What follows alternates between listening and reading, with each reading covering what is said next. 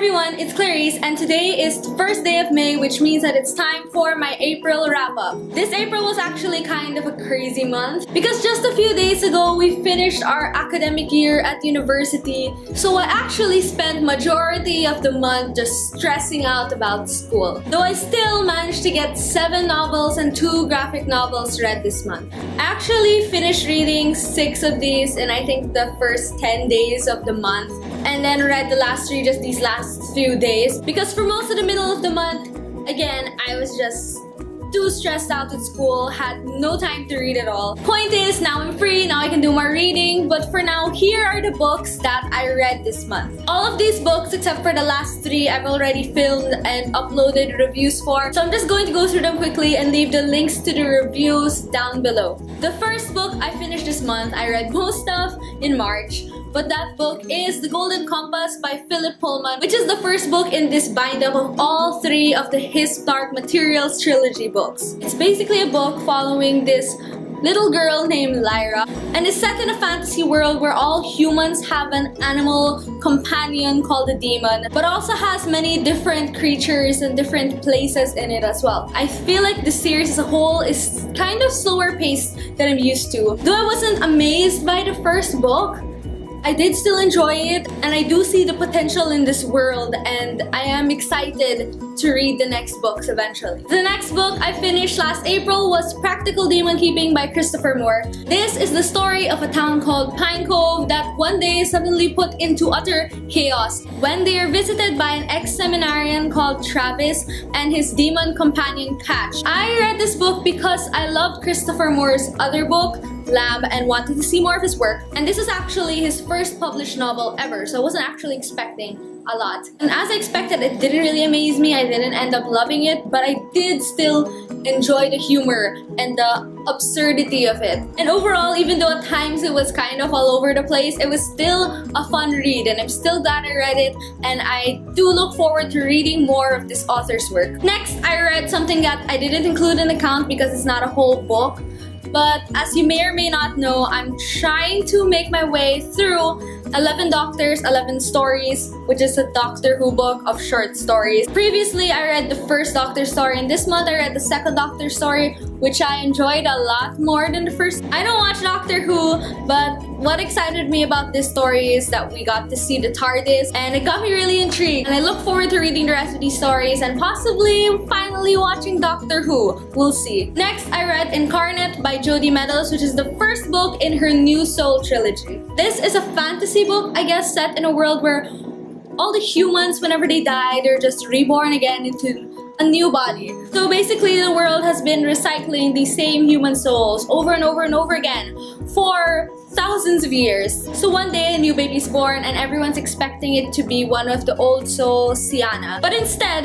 out comes a new soul, our main character, Anna. If you have watched my review or my Saturday reads when I mentioned this, you would probably know that my feelings about this book are very much conflicting. I did really enjoy and even love some aspects of this book. The world is just so intriguing. I like the application of music. And another thing I forgot to mention in my review is I really enjoy it when fantasy worlds incorporate religion into their worlds. Because I don't know, I feel like religion is something that always inevitably forms within societies, and I don't understand how some fantasy worlds can just forego that. And there is religion here, there is a deity present in this book, and I really appreciated that. But at the same time, the main character just really pissed me off. She was so naive and so impulsive, and even when it made sense, that didn't make it less annoying. And also, I really didn't enjoy the romance for many reasons. Overall, I don't think I liked this book, but there were parts of it that would really get me intrigued enough to want to read the second one. So I really don't know how to feel about this book, and I still am not sure if I'm picking up the second book, maybe if it's on sale. Next is a book that after I finished it, I probably mentioned way too much on this channel, so I'm not gonna talk about it too much here. And that book is The Martian by Andy Weir. It's my favorite book of the month, definitely my favorite book of the year so far. It's funny, it's nerdy, it's so interesting and intense. I'm not going to talk about it anymore, just please read it. After After finishing The Martian later that night, I felt like reading some graphic novels, so I finished a duology of them. And that duology is Boxers and Saints by Jean Luen Yang. This is basically a graphic novel duology looking at the two sides of the Boxer Rebellion in China. The Boxers, who are the native Chinese that refused to give up their old religion, and the Saints, I guess, but these are just basically the Chinese who were converted to Christianity. If you enjoy graphic novels or historical fiction, I would definitely recommend these. They really got me interested in the history of the Boxer Rebellion, even though I had never heard about it before, and it even made use of a bit of magical realism. But what I enjoyed most about these books are how they kind of showed you both sides of this rebellion and how terrible and messed up both of them are.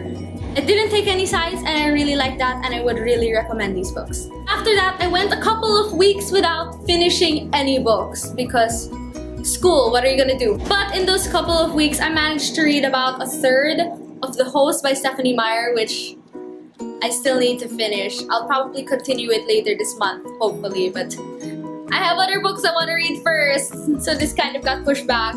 But after that, I also started reading and eventually finished Off to Be the Wizard, which is the first book in the Magic 2.0 series by Scott Meyer. Haven't reviewed this book yet, but I hope to do so soon. But Off to Be the Wizard is about a guy named Martin who one day discovers a file and then realizes eventually that this file is basically a program of the entire world. Like if he changes his height on that file, it'll change his height in real life, or if he changes his money on that file, it'll change his bank account balance. I don't want to say much more, so I'll try to be vague and just say that the story is one that not only involves cool computer programming terms that I really appreciated because it's relevant to my degree program, but it also involves cool superpowers and magic. And it's one of those books like Ready Player One that definitely felt like a video game, and it's a book that I wish I knew about after I read Ready Player One because I really wanted another book like that. And I'm not saying it's as good as Ready Player One because I don't think it is, but I do feel like it would have kind of satisfied my craving for that fun video game-like nerdy type of book. And I ended up really enjoying it so much more than I thought I would. Next, for those of you who don't know, I finally bought the Percy Jackson series, like the entire series, the box set, and I finally started reading it.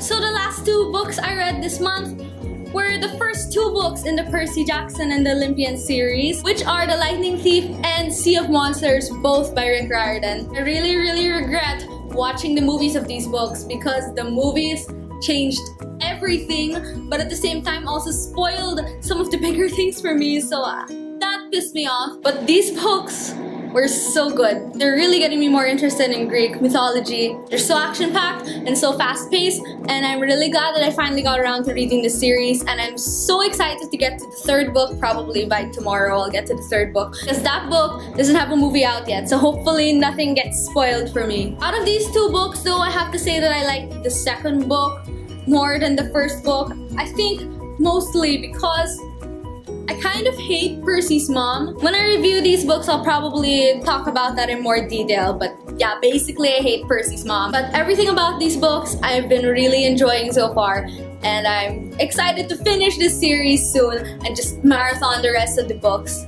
Even though this video is going up on May 1, it is currently April 30 as I film this. And this morning after finishing Sea of Monsters, I started reading The Sculptor by Scott McCloud. So since it's a graphic novel, even though it's a chunk of a graphic novel, I do expect to finish this by the end of the day. So I probably will have actually read 10 books by the end of this month, but I'll probably just talk about this in a review or something, because clearly I can't talk about it here since I've only read like this much of it.